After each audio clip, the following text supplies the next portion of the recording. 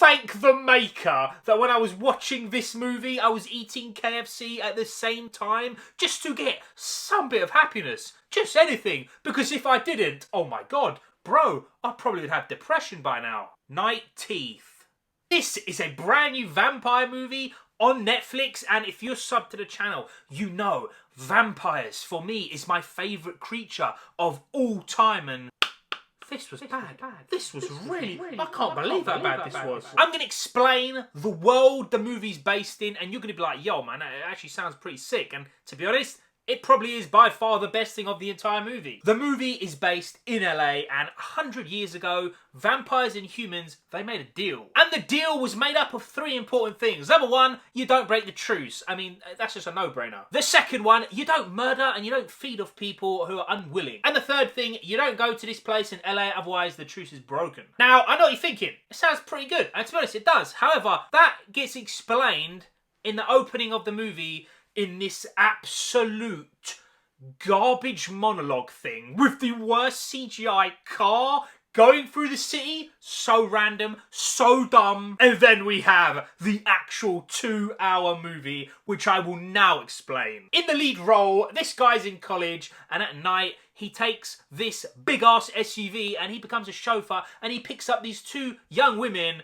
and they're vampires. And then the movie turns into this, like, absolute shit version of Collateral, where, you know, if you've seen Collateral, Jamie Foxx is driving Tom Cruise, and Tom Cruise is like this hitman, and that movie's sick. This is basically the same. He's going to different, like, clubs and stuff, and the vampires are killing other vampires. Doesn't even matter, bro. The story's so bad. The 2 vampires are the daughters of Victor, because, you know, every bad person in the world is called Victor, apparently, who's played by Reek from Game of Thrones. He was fine, to be fair. I kind of like seeing him just because I liked his character in Game of Thrones, but his character in this was, yeah, it was pretty bad. He's basically saying, sod the truce, mate. I'm a vampire. I do whatever I want, yo. He's killing all the other vampire bosses so he can rule LA and just be the vampire king. Except he's doing nothing, mate. And his 2 daughters are apparently like these monstrous hitmen who've been alive for like 200 years. They're going to like place to place, wiping people out, and the idea of the movie that there once was this truce, I kind of liked. The story.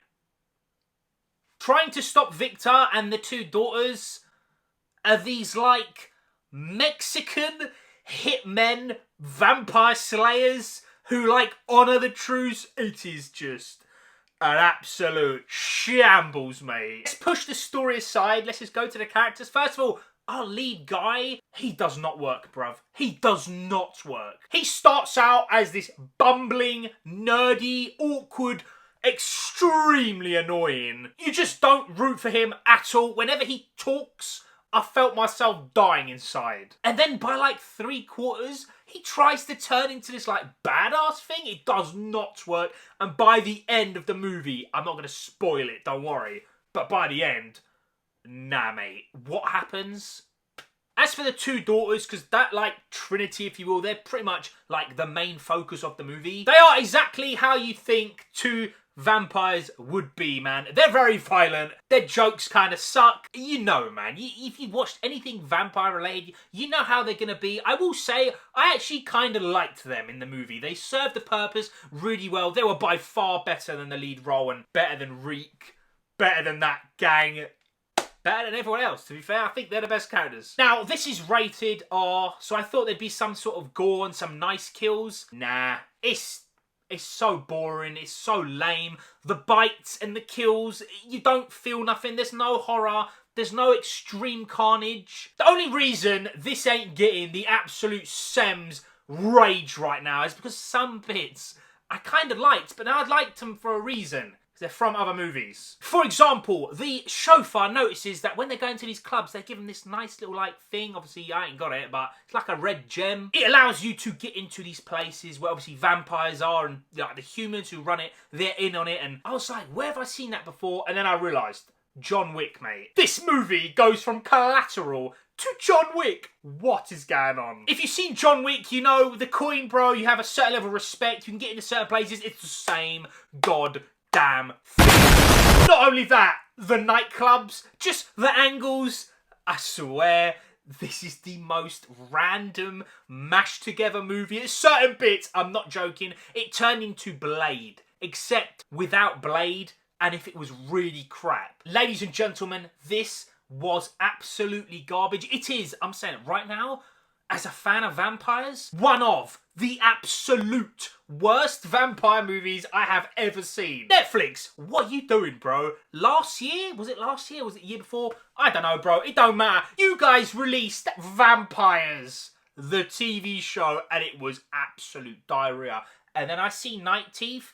I didn't see a trailer, which was like Alarm Bell 1. And then I turned it on, and after a few minutes, I realised it's going to be really bad, man. What is going on with this music? You have pop music playing every, like, 15 minutes. Why are you doing this, bro? Oh, my God. This is going to break me, bro. The only people who are going to like this movie are, like, maybe teenagers, because there's a lot of lovey-dovey garbage in here that's just forced in, and it does not need to be. And I feel myself going mad. The story, dead. The main character and the villain, absolutely dead. Bullcrap music, rubbish kills, 2 hours. Sometimes the camera go upside down for no reason. This is one of the worst movies I've seen this year, and I'm gonna give Night Teeth 2 nerds out of 10. Also, Megan Fox is in the movie for about 1 minute. There's that if you're a Megan Fox fan. Ladies and gentlemen,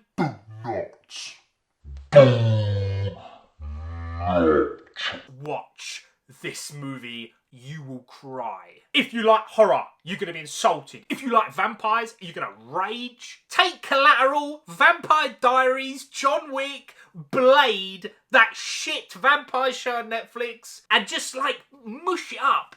And then get that, you know, that compressing machine, just compress the crap out of it. Put that in a blender and just blend for about a day. And it will come out this, like, thin-layered sludge. And that's what this movie is. Get in a bin. Do not watch this movie.